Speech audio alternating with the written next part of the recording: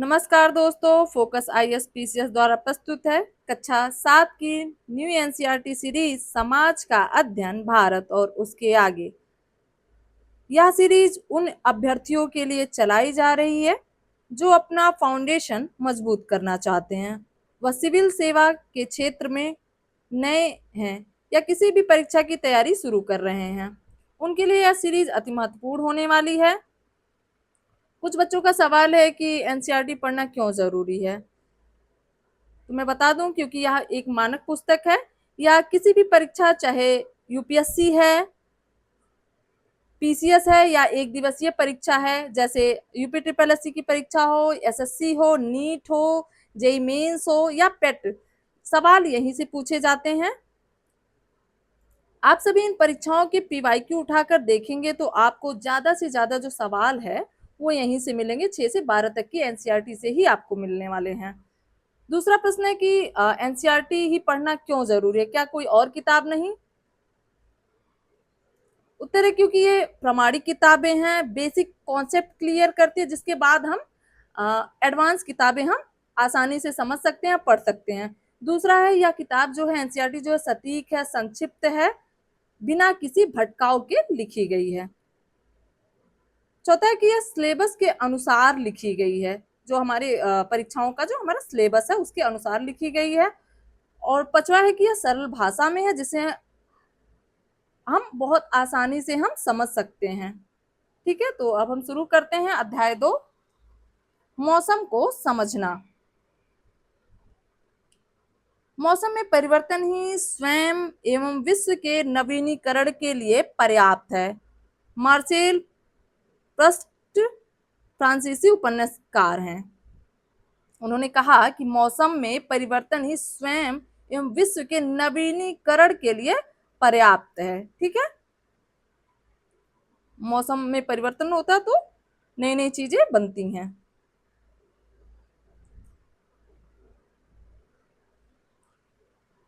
महत्वपूर्ण प्रश्न देख लेते हैं जो हम इस अभ्यास में कवर करने वाले हैं। पहला प्रश्न है, हम अपने आसपास के मौसम का आकलन एवं निरीक्षण किस प्रकार कर सकते हैं? विचार कीजिए कि किस प्रकार कर सकते हैं। दूसरा प्रश्न है कि भारी वर्षा, तूफान, सूखा, ताप लहर यानी हीट वेव जैसी घटनाओं के लिए तैयार रहने में मौसम की भविष्यवाणी किस प्रकार हमारी सहायता करती है? अभी हीट वेव का मौसम चल ही रहा है, तो आप विचार कीजिए कि किस प्रकार हम किस प्रकार इसकी जो भविष्यवाणी है हमारे लिए सहायता कर सकती है। ठीक है, तो इन सब चीजों को हम समझने वाले हैं इस अध्याय में। मौसम और इसके तत्व। मौसम क्या है, इसके तत्व को हम समझेंगे। आप सर्दी की एक सुबह उठते हैं, जैसे हम लोग उठते हैं और ठंड में कांपने लगते हैं। ठीक है, जब ठंडक होती है तो हम कांपने लगते हैं। ठंड से बचने के लिए आप भारी कपड़े पहनते हैं, जैसे ऊनी कपड़े हम लोग पहनते हैं। गर्मियों में आप ऐसे कपड़ों का चयन करते हैं जो आपको ठंडा रखने में सहायक हो, यानी हल्के कपड़े पहनते हैं, कॉटन के कपड़े पहनते हैं और आरामदायक लगते हैं। ठीक है, आपका शरीर मौसम का अनुभव करता है और आप अपने शरीर के संकेतकों के अनुसार प्रतिक्रिया करते हैं। यानी जब हमें ठंडक लगती है तो हम ऊनी वस्त्र पहनते हैं, जब हमें गर्मी लगती है तो हम हल्के वस्त्र, सूती वस्त्र पहनते हैं। इस तरीके से हम, हमारा जो शरीर है वह प्रतिक्रिया देता है कि हमें क्या कब पहनना है। ठीक है, अब समझ लेते हैं कि मौसम क्या है। किसी समय और स्थान विशेष पर पृथ्वी की वायुमंडलीय दशाओं को मौसम कहते हैं। किसे कहते हैं? किसी समय और स्थान विशेष पर पृथ्वी की वायुमंडलीय दशाओं को हम मौसम कहते हैं। याद कर लीजिएगा। किंतु वायुमंडल क्या है? विचार कीजिए कि वायुमंडल क्या है। सरल शब्दों में कहें तो यह एक गैसीय परत है जो कुछ ग्रहों को घेरे रखती है। पृथ्वी के संदर्भ में हम देख लेते हैं कि पृथ्वी के संदर्भ में इन गैसों को हम वायु कहते हैं। पृथ्वी के वायुमंडल की तुलना में अनेक परतों वाले केक से की जा सकती है। जैसे कई परत के केक जो बनते हैं लेयर टू लेयर, तो उसे हम तुलना करके देख लेते हैं। जैसे क्षोभ मंडल है, ठीक है, बीच में क्षोभ सीमा है, उसके ऊपर समताप मंडल है और ओजोन परत है। तो इस तरीके से कुछ केक जैसी ये संरचना दिखाई दे रही है। पृथ्वी की सतह के सबसे निकट वाली परत को क्षोभ मंडल यानी ट्रोपोस्फियर कहते हैं। ट्रिक से याद कर लीजिएगा, निकट शोभा है यानी क्षोभ मंडल है, ठीक है। और यही वह क्षेत्र है जहां सभी स्थलीय वनस्पति एवं प्राणी यानी हम सभी लोग मानव निवास करते हैं और श्वास लेते हैं। कहां पर? क्षोभ मंडल के क्षेत्र में। इसी परत में लगभग सभी प्रकार की मौसम संबंधी घटनाएं होती हैं। कहां पर? क्षोभ मंडल में, ठीक है, जिनका अध्ययन हम इस अध्याय में करेंगे। क्षोभ मंडल पृथ्वी की सतह से 6 से 18 किलोमीटर तक विस्तृत है, ठीक है, 6 से 18 किलोमीटर तक विस्तृत है क्या? क्षोभ मंडल। याद कर लीजिए, प्रश्न ऐसे पूछा जाता है कि कितने किलोमीटर तक विस्तृत है, तो 6 से 18 किलोमीटर तक क्षोभ मंडल विस्तृत है। ध्रुवों को देख लेते हैं। ध्रुव जहां ठंडी वायु सिकुड़ती है ध्रुव क्षेत्र कहते हैं, पर यह परत पतली होती है।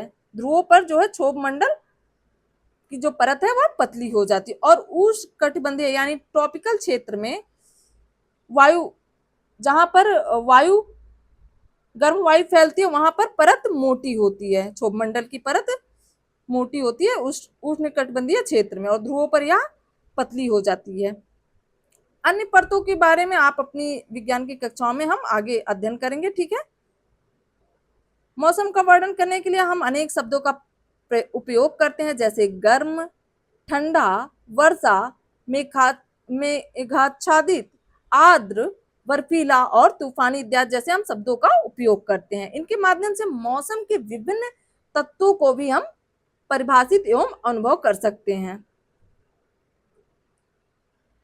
अपनी स्थानीय भाषा में मौसम का वर्णन किन किन शब्दों का प्रयोग करके करते हैं? जैसे हम बोलते हैं hot, cold, warm, chilly, crisp, pleasant आदि सामान्य अंग्रेजी भाषाओं में भी हम इन शब्दों का प्रयोग करते हैं।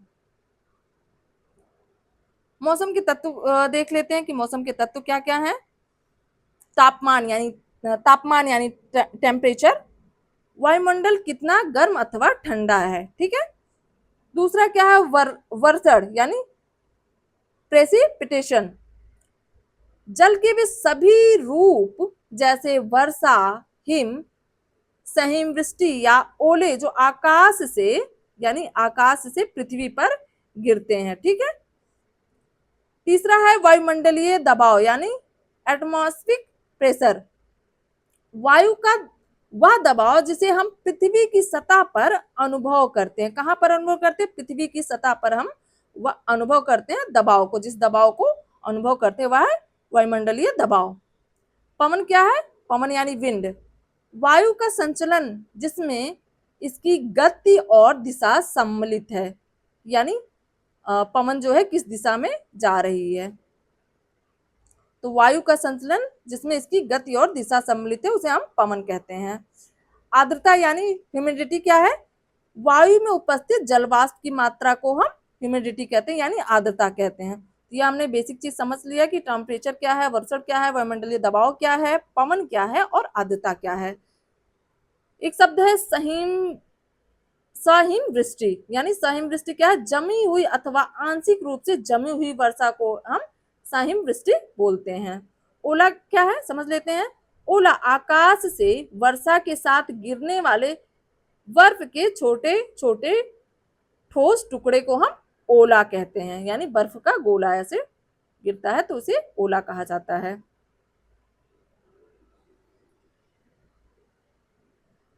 जलवाष्प किसे कहते हैं? जल का तरल रूप से गैसीय रूप में परिवर्तन जल वाष्प कहलाता है। जब किसी गर्म चीज पर जैसे रोटी हम पकाते हैं तो तवा हम रखते हैं, फिर हम उस पे गर्म तवे पर हम पानी डालते हैं तो जो जल है वह वाष्पित होकर के वायुमंडल में चला जाता है। तो इसी के जल के जो है गैसीय रूप को ही हम जल वाष्प कहते हैं। आइए विचार करें। कल्पना कीजिए कि चेन्नई का कृष्णन कश्मीर में रहने वाले आमिर से वार्तालाप कर रहा है। कृष्णन कह रहा है कि पिछली रात की वर्षा के बाद चेन्नई में ठिठुरन हो गई है। आमिर पूछता है कि वहां कितनी ठंड है। कृष्णन आमिर को कैसे बताएगा कि चेन्नई में कितनी ठंड है। आखिरकार कृष्णन के लिए जो मौसम ठंडा है वह आमिर के लिए बहुत सुहावना हो सकता है। ठीक है, तो जैसा कि आप देख सकते हैं, कृष्णन के लिए अपनी ठंडक की अनुभूति आमिर को समझना तब कठिन है जब तक तापमान को मापने का कोई सर्वमान्य साधन ना हो। यह बात मौसम के अन्य तत्वों पर भी लागू होता है। इस अध्याय में हम सामान्य मानकों का उपयोग करते हुए मौसम को मापने और समझने का प्रयास करेंगे कि मौसम कैसे मापा जाता है। ठीक है, कौन कौन से मापन यंत्र हैं उसके बारे में भी देखेंगे। आइए पता लगाएं, आपके अनुसार मौसम के अधिक सटीक आकलन के क्या लाभ हो सकते हैं।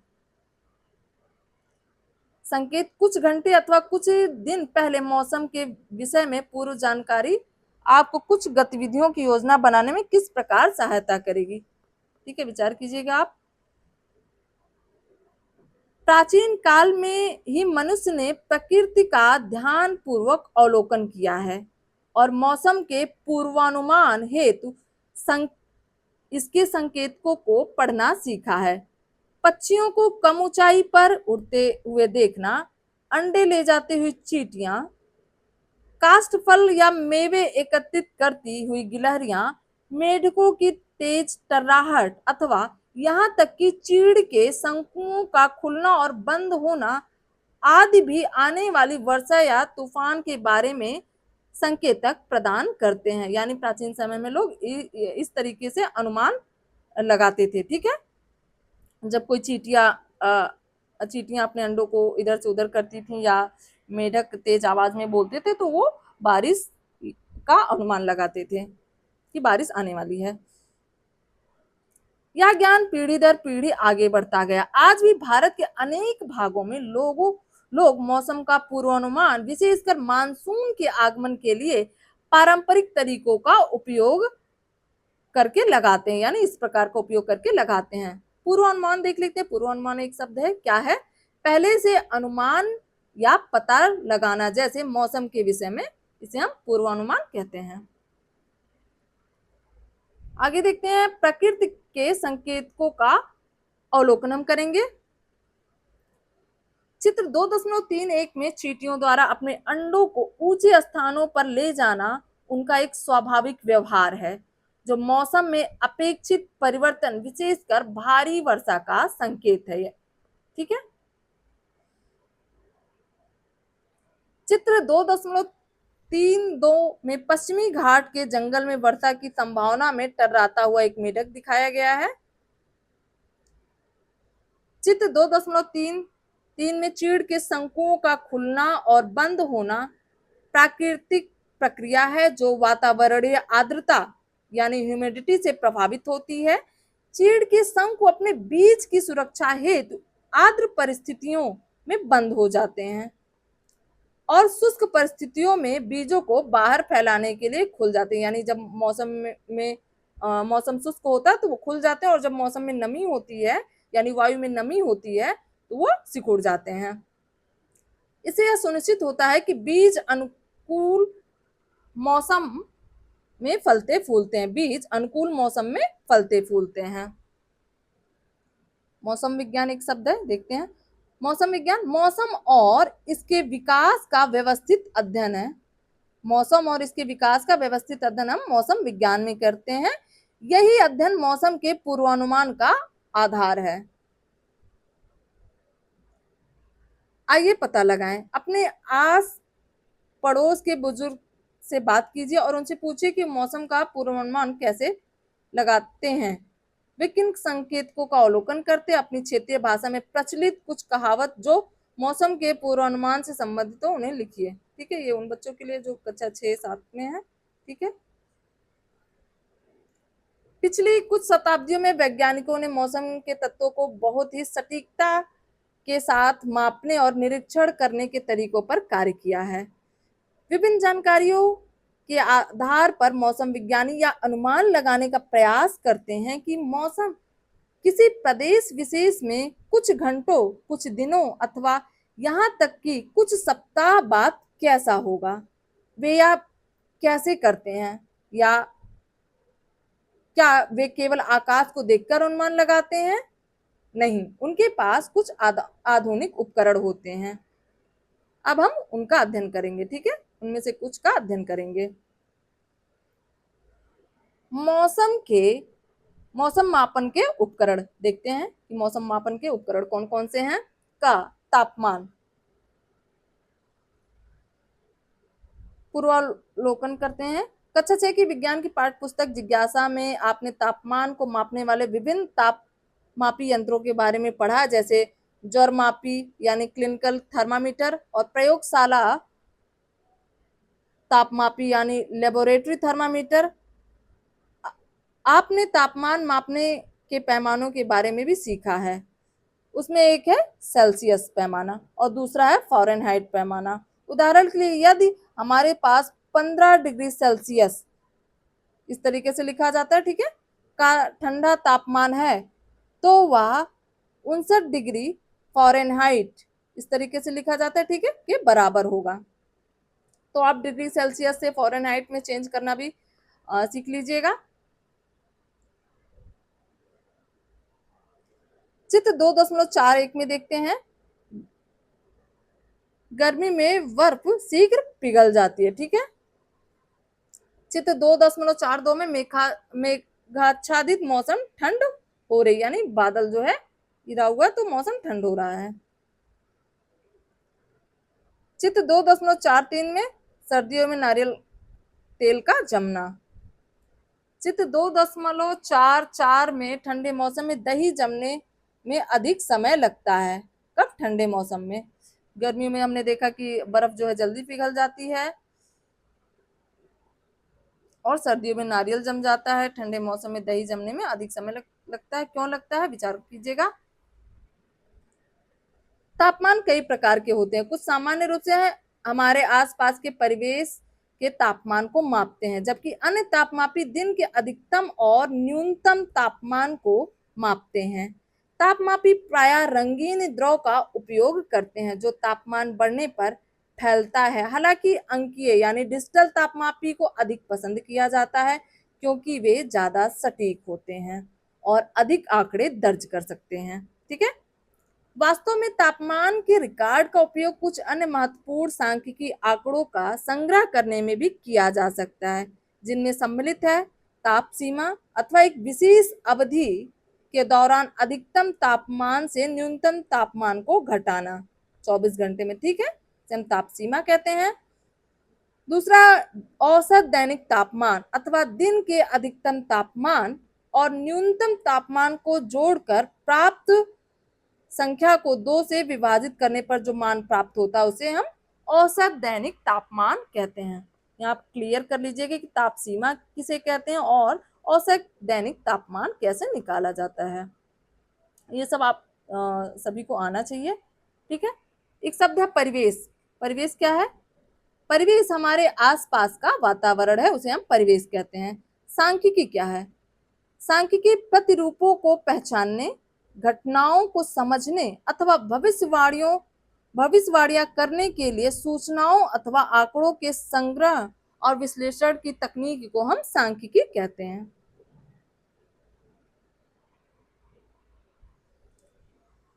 आगे देखते हैं, भारत मौसम विज्ञान की स्थापना, याद कर लीजिए ये फैक्ट है, भारत मौसम विज्ञान की स्थापना 1875 में की गई थी। ठीक है। इसका आदर्श वाक्य क्या है? आदित्याय जायते वृष्टि है, जिसका अर्थ सूर्य से वर्षा होती है। यह वाक्यांश प्राचीन प्राचीन ग्रंथ मनुस्मृति से लिया गया है और इस पूर्ण वाक्य का अर्थ है सूर्य से वर्षा होती है, वर्षा से भोजन या अन्न प्राप्त होता है और भोजन या अन्न से जीवन उत्पन्न होते हैं। तो यहाँ हमने समझ लिया कि भारत मौसम विज्ञान की स्थापना 1875 में हुई थी।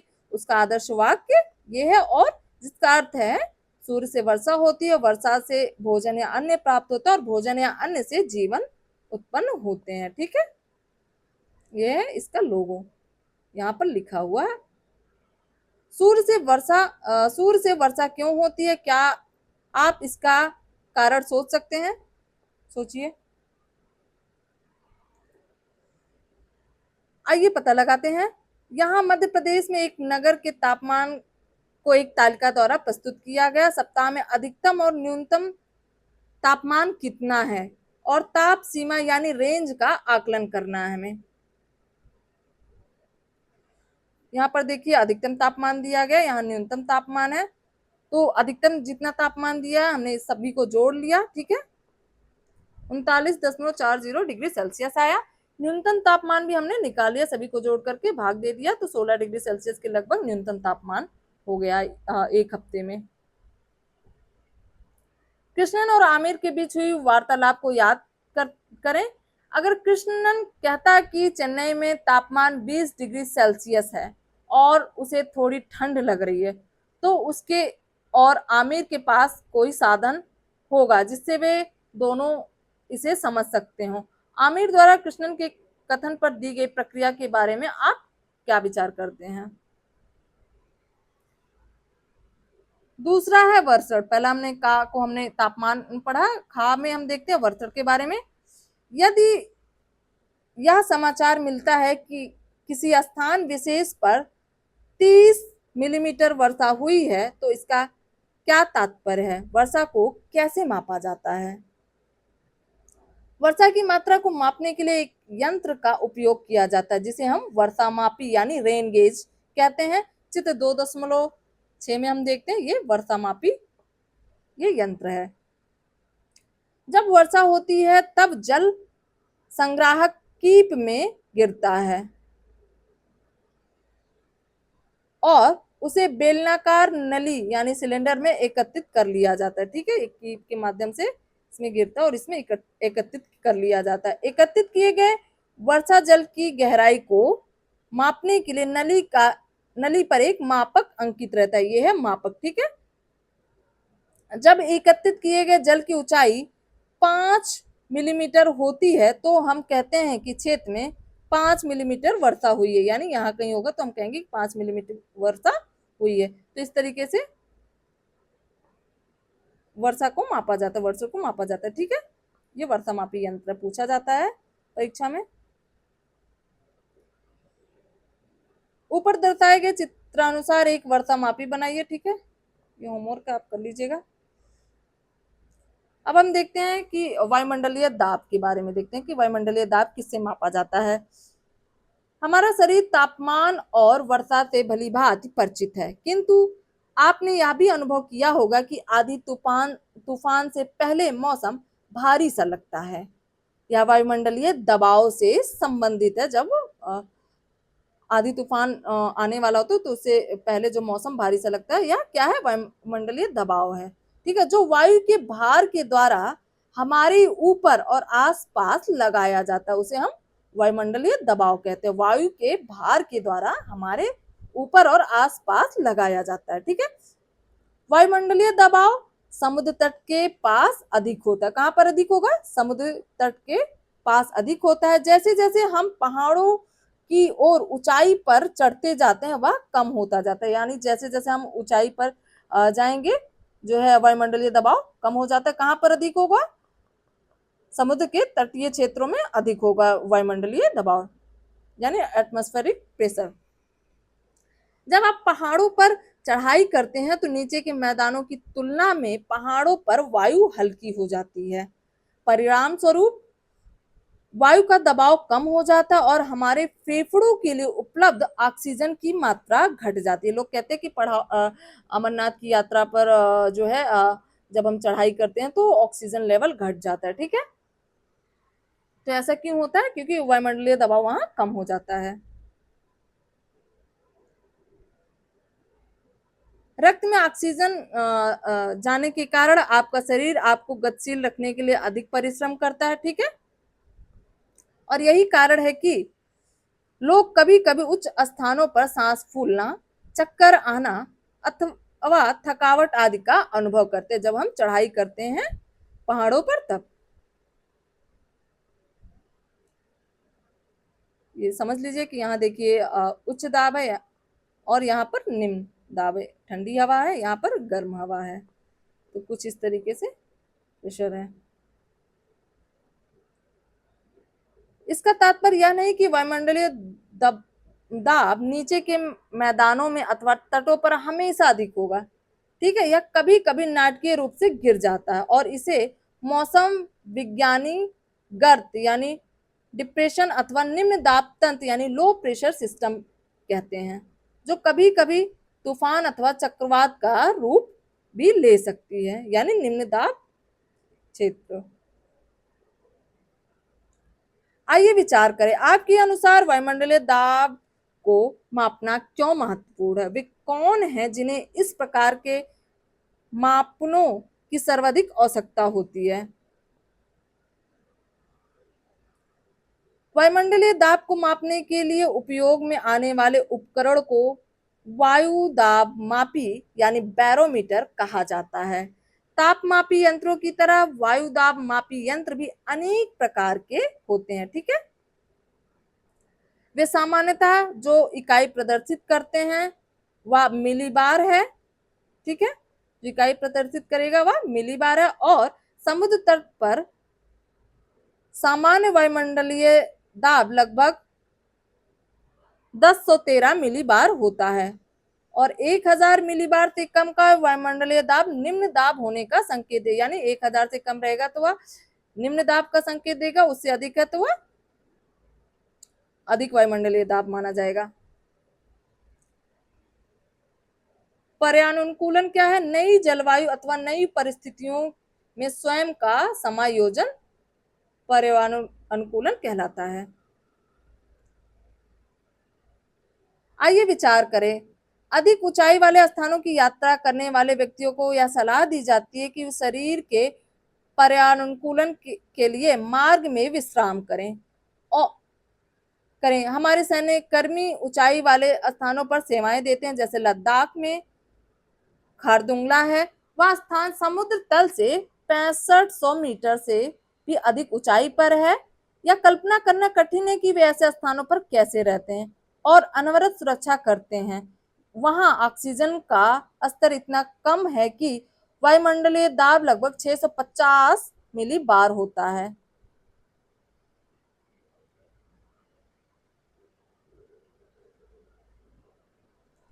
अब हम पवन के बारे में देख लेते हैं। इसके पहले हमने वायुमंडलीय दाब के बारे में देख लिया।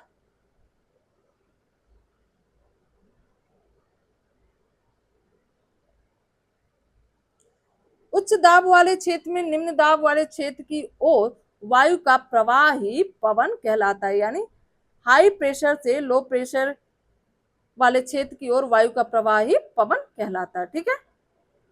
जब हम पवन का वर्णन करते हैं तब गति और दिशा के दो महत्वपूर्ण कारक होते हैं।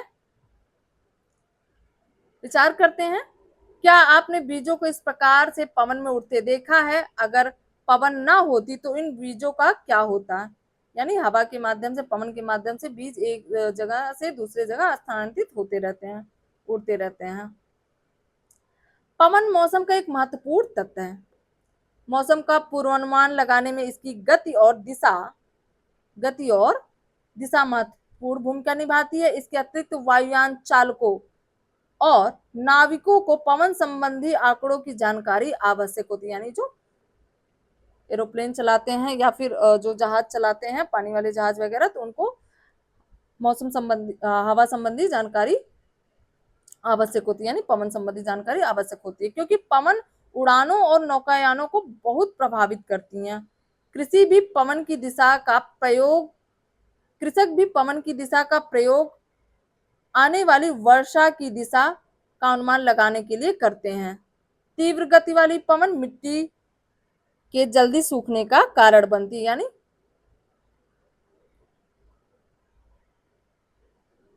तीव्र गति वाली पवन मिट्टी के जल्दी, यानी पवन अगर तेज रहेगी तो मिट्टी जल्दी सूख जाती है, वाष्पित हो जाती है, जो उसकी नमी है, ठीक है।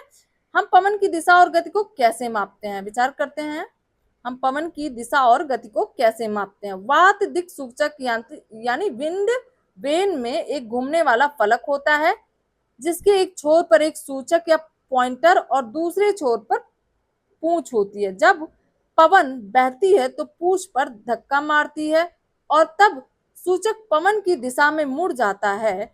या यंत्र मंद पवन में भी प्रतिक्रिया देती है। हम देख लेते हैं कौन सा है, ये है चित्र 2.10 में हम देखते हैं पक्की सड़क पर वात दिक् सूचक यानी विंड वेन लगाया गया है। ठीक है, ये और ये पवन वेग मापी है यानी एनेमोमीटर है।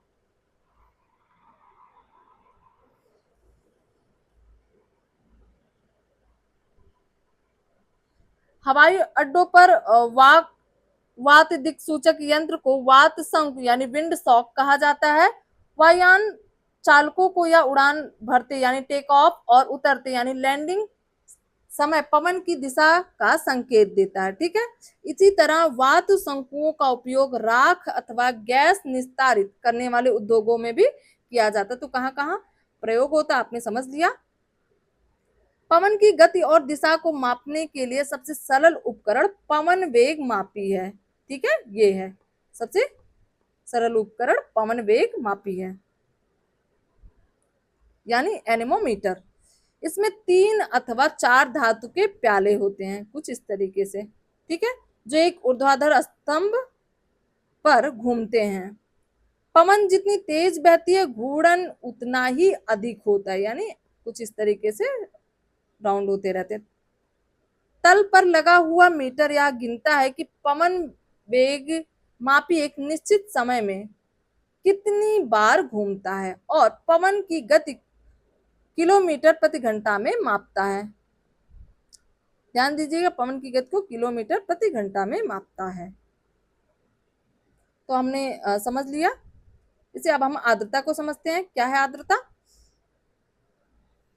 हमारी सूची में मौसम का अंतिम तत्व आर्द्रता है, जो वायुमंडल में जलवाष्प की मात्रा को प्रदर्शित करती है या तापमान, पवन, वायुदाब और स्थान जैसे कारकों पर निर्भर करती है। कौन? आर्द्रता यानी ह्यूमिडिटी। आइए पता लगाएं कोच्चि और जयपुर में कहाँ अधिक आर्द्रता होने की संभावना है।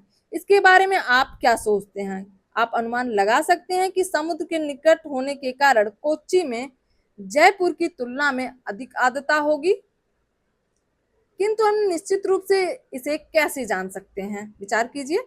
यदि हमें कोच्चि और मंगलुरु के बीच आर्द्रता की तुलना करनी है तो हम यह कैसे करेंगे? ठीक है, चर्चा कीजिए, आप सोचिए।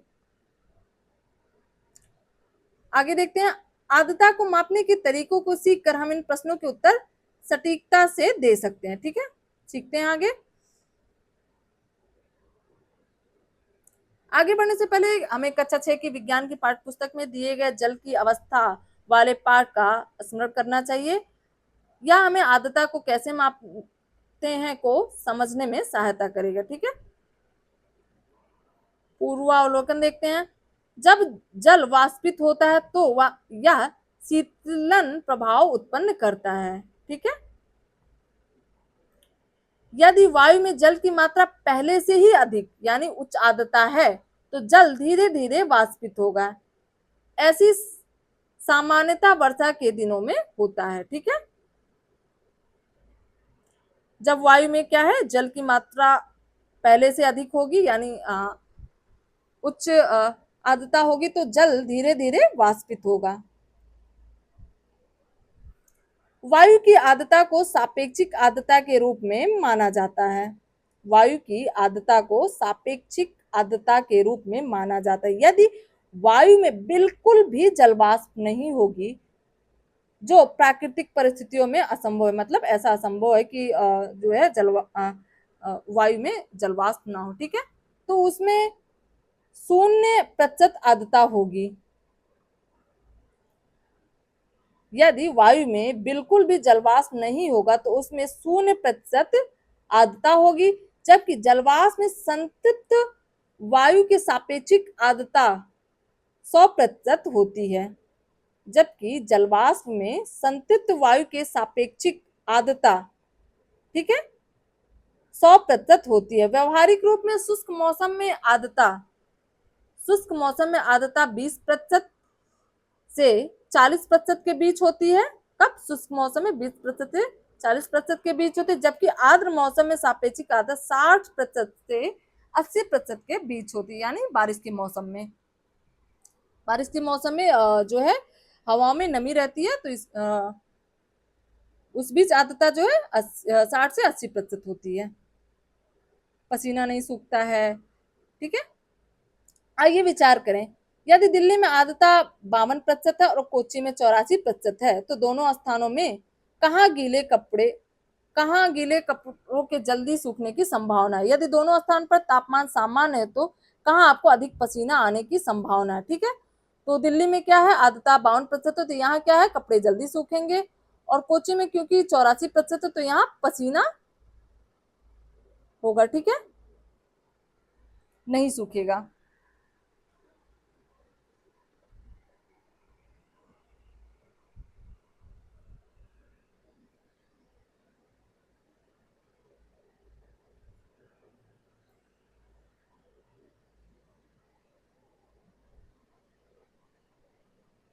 लेकिन हम ऐसी संख्याओं को कैसे मापते हैं?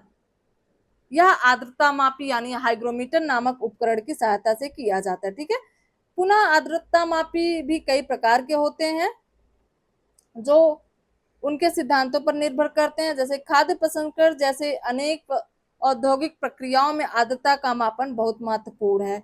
संग्रहालयों में भी आर्द्रता की निगरानी की जाती है, क्योंकि उन्हें अपनी प्रदर्शित की जाने वाली वस्तुओं को बचाने के लिए शुष्क वातावरण बनाए रखने की आवश्यकता होती है।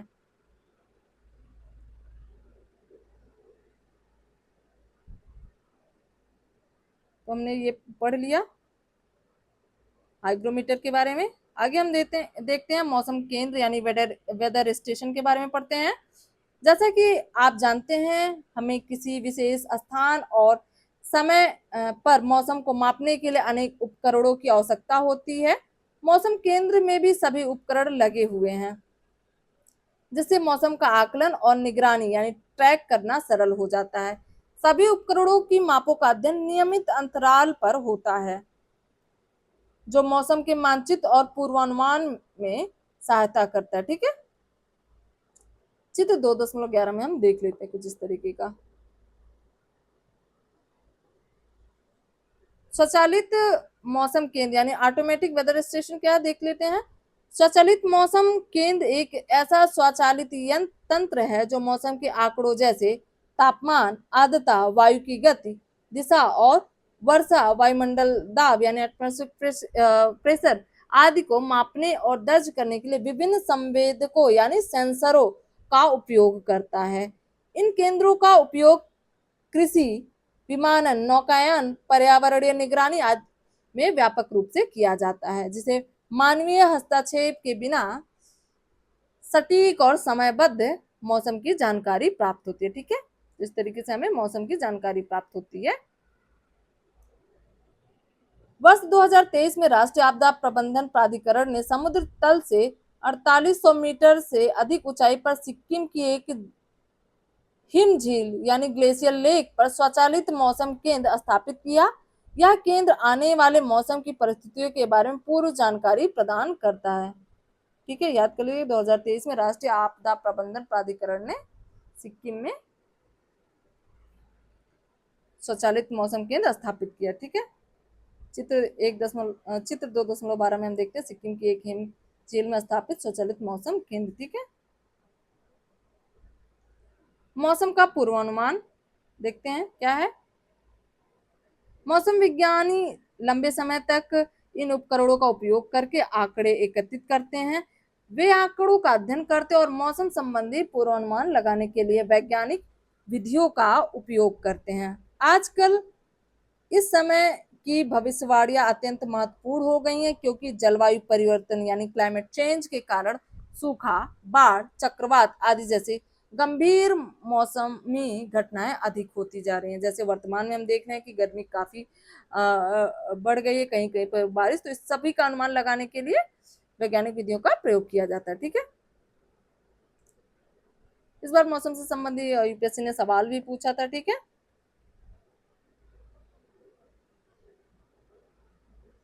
ये हम देख लेते हैं।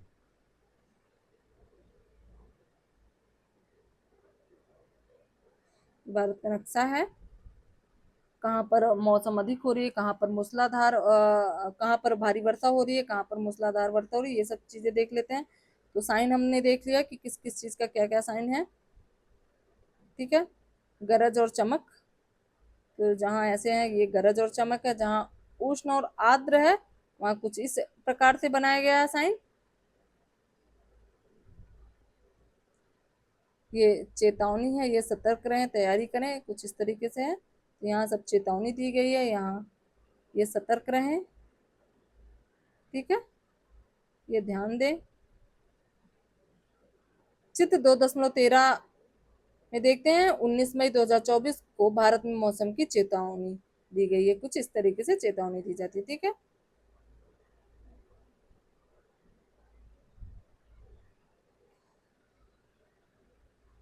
मौसम का सटीक पूर्वानुमान हमें ऐसी घटनाओं के लिए तैयार रहने में सहायता करता है। पूर्वानुमान स्थानीय सरकारों को संसाधन जुटाने और किसी भी आपदा के लिए तैयार रहने में सक्षम बनाता है, ठीक है। पहले से अगर हमें मौसम संबंधी जानकारी मिल जाती है कि परसों बारिश होने वाली है या तूफान आने वाला है, तो उससे पहले जो हम तैयारी कर लेते हैं कि हमें कैसे सुरक्षित रहना, ठीक है, आपदाओं से। तो उदाहरण के लिए यदि समुद्र में तूफानी मौसम की आशंका होती है तो मछुआरों को अपनी नावों को बाहर निकालने के बारे में चेतावनी दी जाती है, ठीक है। जैसे समुद्र में तूफान आने वाला तो पहले से सरकार क्या है, अलर्ट जारी कर देती है। अभी हम लोगों ने देखा है कि हम लोगों के मोबाइल पे आपदा संबंधी जो है मैसेज आते रहते हैं, ठीक है। या चक्रवात की आशंका है तो पूरे तटीय क्षेत्र को खाली कराना पड़ सकता है, ठीक है। अगर चक्रवात आने वाला है, तूफान आने वाला है, तो जो है समुद्र क्षेत्र में मछुआरों को चेतावनी दे दी जाती है, जिससे वे बचे रहें, ठीक है। आइए पता लगाएं विभिन्न परिस्थितियों में मौसम का पूर्वानुमान किस प्रकार सहायक है, इसकी चर्चा समूह में कीजिए। एक सूची बनाइए और बनाने के बाद अपने निकट बैठे समूह में के साथ इसे साझा कीजिए, ठीक है। ये आप कर लीजिएगा। आप अलग अलग परिस्थितियों में कितनी श्रेणियों की पहचान कर सकते हैं। चित्र 2.13 में दिए गए भारत के मानचित्र को ध्यान से देखिए। यह मानचित्र भारत के मौसम विज्ञान विभाग द्वारा 19 मई 2024 को जारी किया गया था। ऊपर हमने अभी देख लिया है। प्रतीकों का अध्ययन कीजिए और मानचित्र पर दर्शाई गए परिस्थितियों के साथ मिलान कीजिए। पता लगाते हैं आप उस दिन क्या क्या घटित होते हुए देख सकते हैं, वे कौन सी परिस्थितियां, ठीक है, जिनके बारे में भारतीय मौसम विज्ञान लोगों को सचेत कर रहा है। जो हमने अभी ऊपर मैप देखा उसके बारे में ये बात कर रहे हैं। किन राज्यों में चेतावनी के संकेत हैं, देख लीजिएगा आप ध्यान से कि किन किन राज्यों में चेतावनी के संकेत दिए गए। भारत में कौन से भाग भीषण मौसमी घटनाओं से मुक्त हैं, ठीक है। भीषण मौसमी हमने वहां साइन देखा था कि कहाँ पर भीषण मौसमी घटनाएं होने वाली हैं, कहाँ पर सचेत रहने के लिए कहा गया, ठीक है। किन राज्यों में ताप लहर की संभावना है, ये भी दर्शाया गया। त्रिपुरा और लक्षद्वीप में चेतावनी के क्या कारण हो सकते हैं, ये सब आप उस मैप में देख लीजिएगा। आगे बढ़ने से पहले देख लेते हैं कि हमने क्या क्या इस अध्याय में पढ़ा।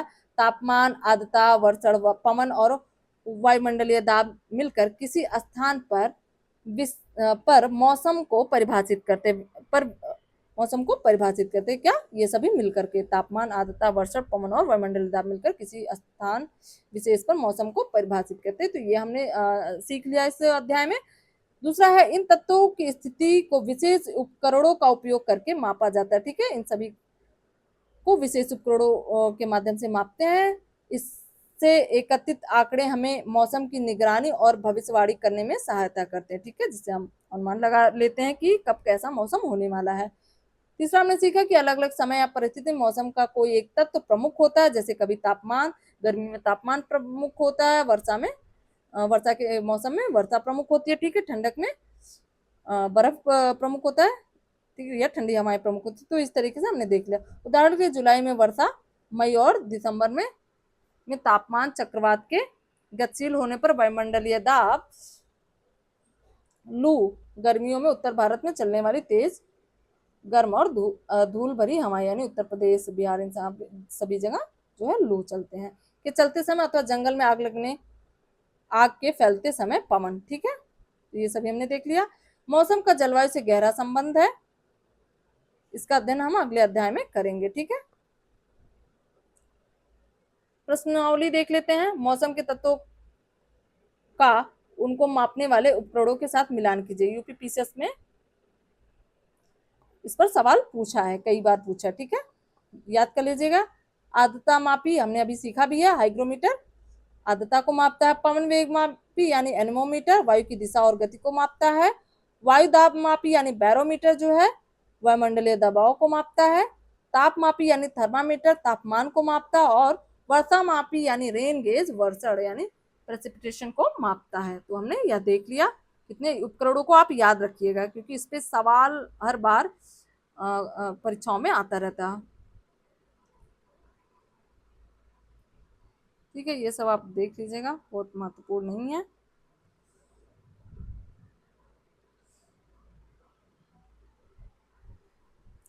तो हमने आज दूसरा अध्याय कवर कर लिया, आगे हम तीसरा अध्याय कवर करने वाले हैं। उससे पहले एक ज़रूरी सूचना है कि हमारा जो है पीआईबी सेक्शन भी चल रहा है, आप उसे हमारे चैनल पे जा कर के देख सकते हैं, फोकस आईएएस पीसीएस पे। और हमारे सर द्वारा जो है आधार सीरीज चलाया जा रहा है, जिसमें आप उत्तर लेखन की बारीकियां सीख सकते हैं और संपादकीय विश्लेषण भी चलाया जा रहा है, आप उसे भी देख सकते हैं, अपनी तैयारी को और मजबूती प्रदान कर सकते हैं। तब तक के लिए हम आपसे विदा लेते हैं। पढ़ते रहिए, लिखते रहिए, सिलेक्शन लेकर रहिए। धन्यवाद।